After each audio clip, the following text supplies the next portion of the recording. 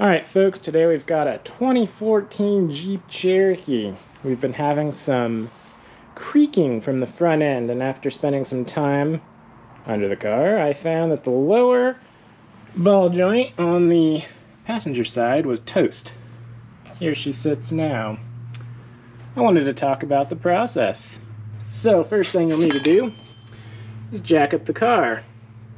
You'll notice I've got a floor jack with a little 4x4 extender on it.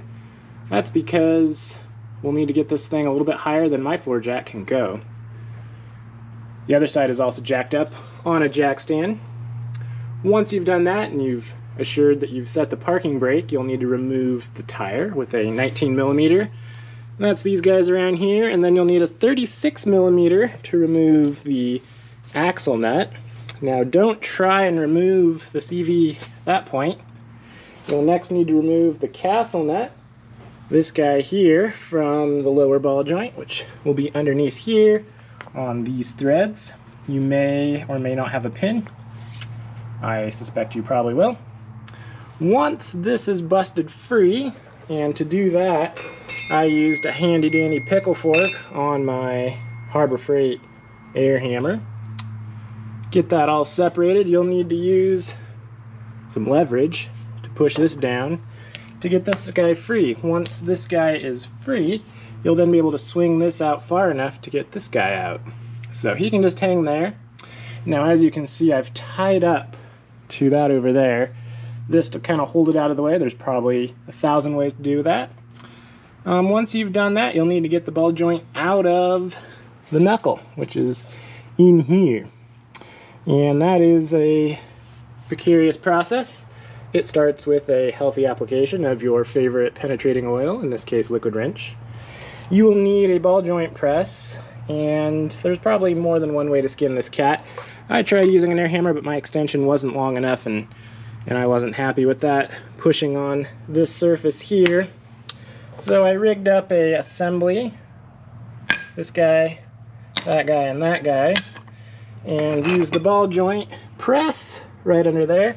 And now here's why you need the space provided by that spacer there, as once this is in position, you need clearance for that nut to turn. In my case, it's a 22mm. And press her on, she'll slip and slide, and then I used a press and my good old engineering hammer to push it out the rest of the way. So at this point we're going to spend a couple seconds and clean up that interface, maybe run around with a little emory or sandpaper, and then we'll get started with the new one. Now the new one is a little fancy. Since Jeep doesn't have a ball joint replacement for this thing, they suggest you replace the whole knuckle. The free enterprising nature of people said screw that, and so Mevotech, I believe, came up with this ball joint and their special tool. Now, I've asked if you can buy this tool from them, and they said no, so had to buy the whole thing, so you have to get their ball joint with their tool. But the reason you need the tool is there's an overhang here. This overhang does not allow you to get the ball joint press on square, so it'll push it at an angle. You don't want that. Their tool kind of overlaps, lets you push straight down. So we will do that, and then we will install the grease nut. It already looks like they've got some grease in there, so we won't do anything like that. I've already determined I'm going to use this guy. By the way, not a sponsor. Orion Motortech is the ball joint press that I've got. As you can see, I've got just about everything out right now, because this is not an easy job.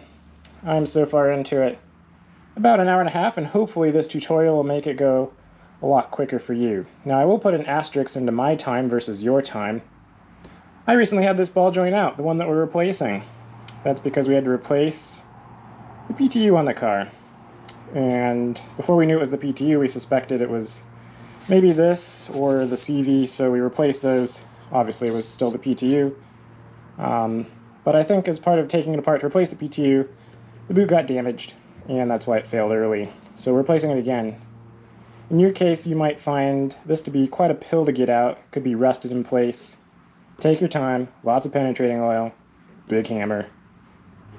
I took the original one out. and you can do it. It will go.